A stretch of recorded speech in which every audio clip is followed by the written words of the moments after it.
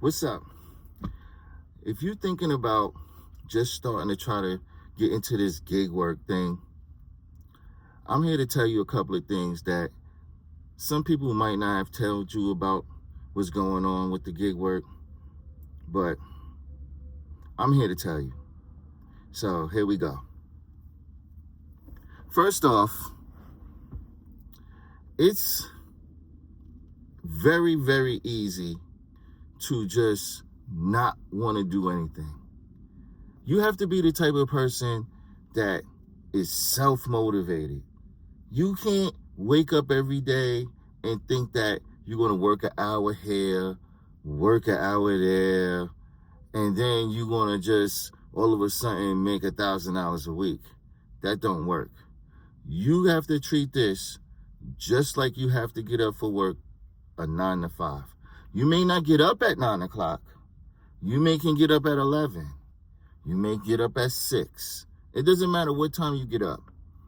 But you need to make sure that you put in at least 8 hours a day. If you want to see a normal type money like you would if you was going to work. So with that being said, the next thing is you can't just do one app and think that you're going to get enough calls all week to make $1,000 a week. It's possible to make more than $1,000 a week. But trust me, the people that are making more than $1,000 a week, they're either working 14 hours a day on one app, or they have multiple apps like I do. I work multiple apps. So that way the work constantly flows. So when Spark doesn't have any calls, I cut on Uber Eats. When Uber Eats doesn't have any calls, I have Curry Driver on, and so on. So that way, my money is constantly flowing. And if you want to be successful in this arena, that's exactly what you have to do. The next thing is,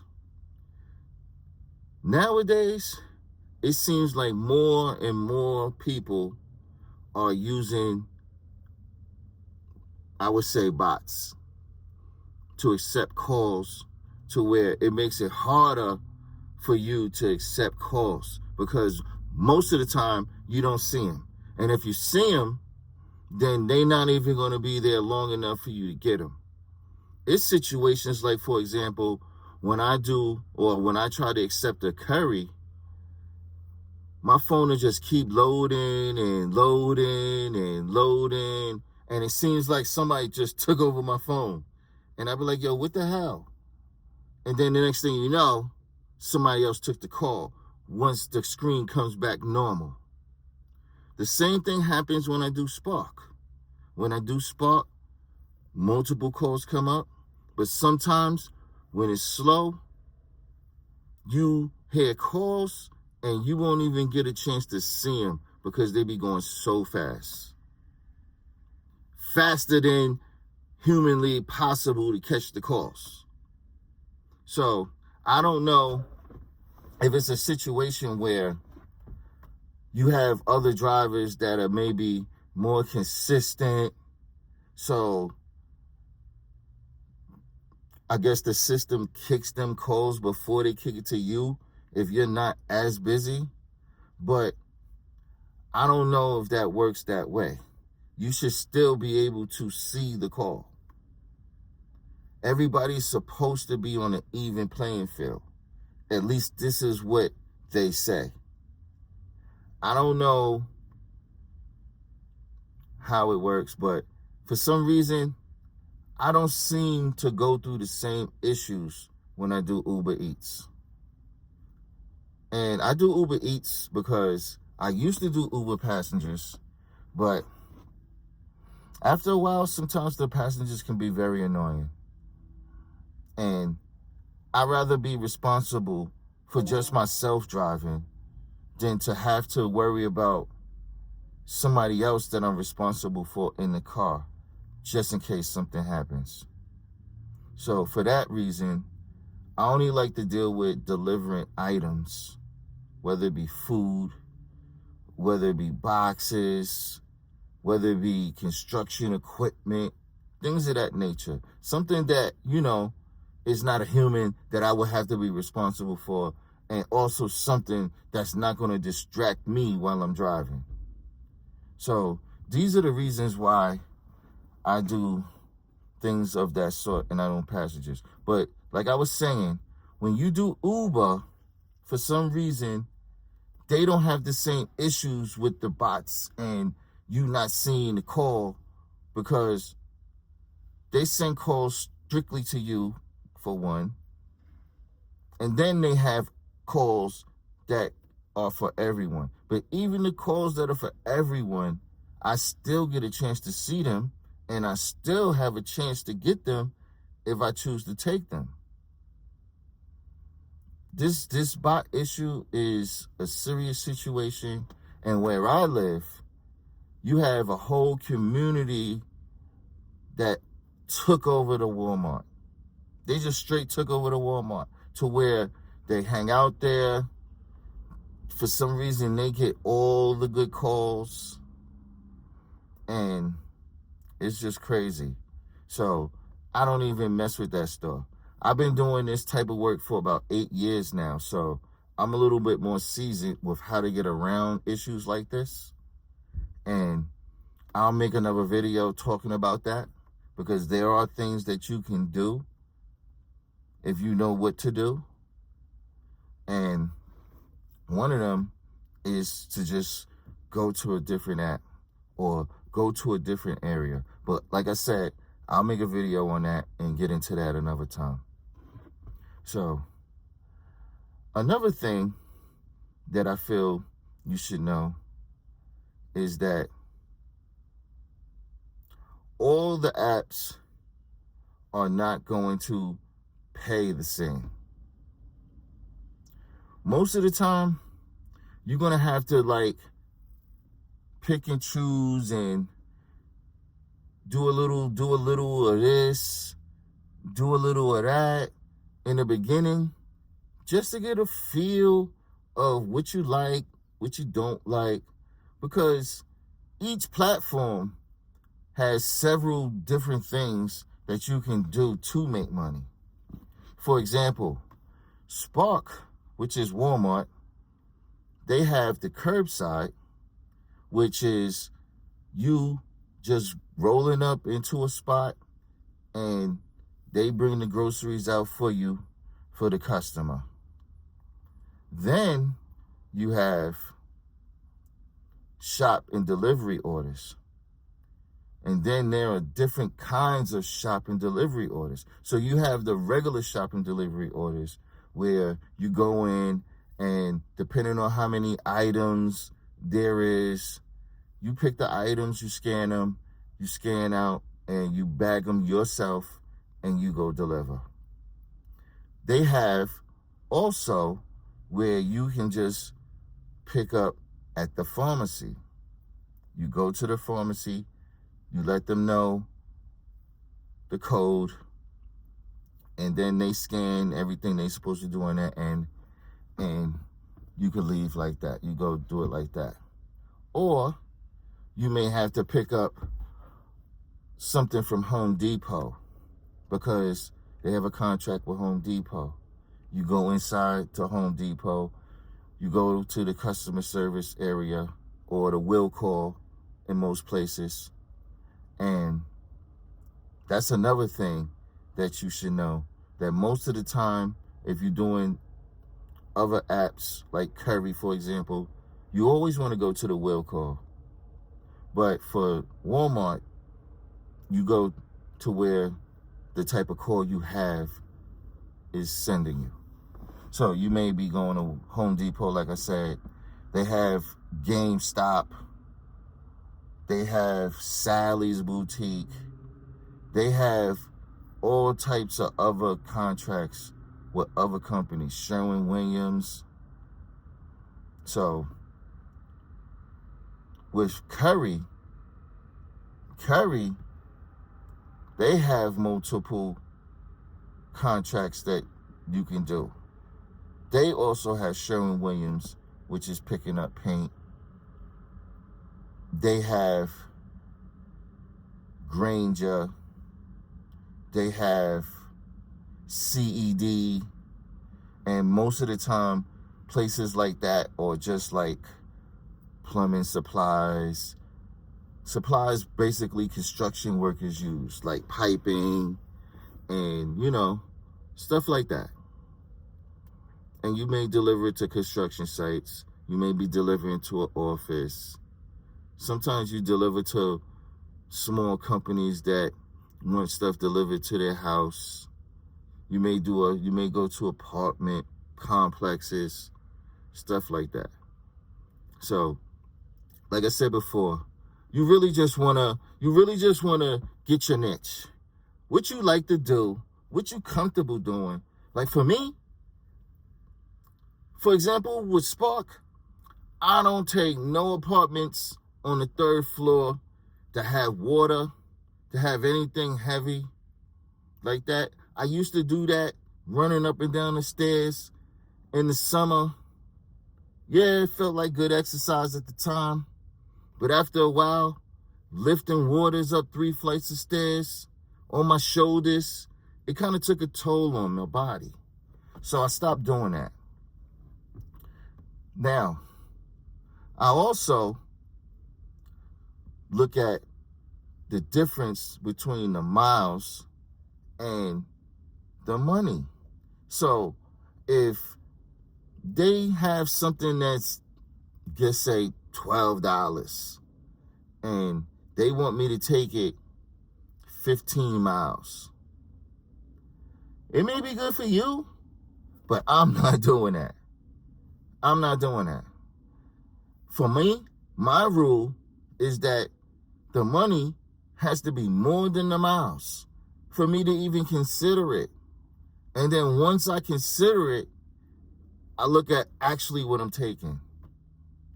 So, with Spark, sometimes you pick up at Sam's Club, and Sam's Club may have 6, 7, 8, 9, 10 cases of water. And, their water sometimes come double stacked. You can get a whole bunch of copy paper, a bunch of bulk tissue. So your vehicle could be loaded and it may be worth it. But the good thing is that usually Sam's Club, when they have orders like that, is worth it. Okay. Another thing that you should know is don't expect everybody to tip you, because nowadays most people don't tip. In the beginning, people looked at the service different, and they used to tip. They used to tip very well. I know personally, doing Spark around 2 years ago, I want to say around 2022, 23, maybe even longer than that, because I think it was before the pandemic. They did an experiment where they was trying to push the Walmart Plus. So with them doing that, they made it to where we got a flat rate for delivering. And if the customers joined Walmart Plus, then they would get free delivery. So that was their incentive for signing up for Walmart Plus. But at the same time, they encouraged them not to tip us because we was getting paid a flat rate, which was less than most of the time what the calls would normally be. So I didn't like that at all. That lasted for about, I want to say 6 to 8, 9 months maybe. And then they went back to the normal routine. But once they went back to the normal routine, I guess people were so out of the norm of tipping that they just stopped tipping. I mean, I get tips every once in a while. It's a blessing when I do. I appreciate it. But sometimes, people, they order outrageous things and they know that it's a inconvenience for you to get it to them, that you got to make 4 or 5 trips back and forth because it's bulk items, or they may be in the middle of the complex where they live, or they may be up 3 floors. It's like they don't take in consideration what you have to do to get these items to them, and they're not going to be mad about it. So you should not be mad about it. You should just not take those calls if you're not the type of person that's just going to settle for what they're paying you for those calls, and if you don't feel it's worth it. So that's just what I do. So don't expect to be tipped on every call. And I think a lot of people have that misconception when they getting into this game. They think that, oh, everything I do is going to be tipped, or every call I get is got to be $20, $25. No. Nowadays, I've seen calls on Uber for $2. Ridiculous. $2. Even if it's going 5 miles, I don't care. $2 is way, way too low. Insulting in my eyes. So I don't even look at stuff like that. But you have calls $5, $7, $12, whatever. Like I said, I have a standard. My standard is $10 and better. Every time I make a call, I want to be going up another denomination in my money. So that's just how I roll. But, you know, you got a lot of people out here now that are doing these apps, and they're taking calls like that. I met a guy, and I asked him, I said, so when you doing your work, do you just accept every call that they send you? And he's like, yeah. I just go. And I'm like, wow. And I don't think that, you know, is worth it for me. Like I say, to each his own. You still making money, I guess, no matter what. $1 is $1. But for me, my time and my effort, I feel, is worth more than $1. No matter what I'm picking up, no matter when I'm taking it. So that's just that. But just expect things like that to happen. Another thing that happens kind of normally is the apps. For some reason, the Spark app with Walmart is one of the worst. They always crashing. They always having technical problems. They always have what they call ghost calls, where you'll get the call, and then when you get to the place, you sit in a parking lot, 15, 20 minutes, nobody's coming. And when you call them, you find out somebody already picked it up. Or that call was from this morning. And then these apps don't want to, these companies don't want to pay you. Even though you drove there and you sat there, and it's their system that's misleading you. But they don't want to take accountability for that. For some reason, when you're doing Walmart calls, opposed to let me switch that. When you're doing Sam's calls, opposed to Walmart calls, Sam's call will at least give you a little something for that. But Walmart side of it, and it's run by the same people pretty much, their pay scale is different for troubleshooting problems or stuff like that. They don't want to pay you for anything. So my advice is, just don't get frustrated by these things. Just set your boundaries of what you're going to accept, what you're not going to accept, so that way you don't get frustrated when something bad happens, when you accept a call and you realize, oh, this call wasn't even worth it. Like, after a while, you'll get a feel to know which calls are worth it and which calls are not. And trust me, every now and then I get bamboozled on a call. I do. It happens still. After 8, 9 years I've been doing this type of work, it happens. Sometimes you don't read the address correctly. You don't read the map correctly where it's going, and things happen. But I'm just saying that in order to get into this game, you got to have a lot of patience, and you got to have self-motivation. Those are two things that I would say are the most important, besides having discipline to stack your money and discipline to wake up every day at the same time, or at least go out every day. Like, I don't go out at the same time every day, but I make it a point to go out every day, and not for an hour. I go out for at least 6, 7, 8 hours. That's the only way you're going to be able to make any type of significant money. So those are some of the things that I just wanted to let you guys know before actually trying to get out on the road and being disappointed by what you think is going to happen. So see you guys on the next video.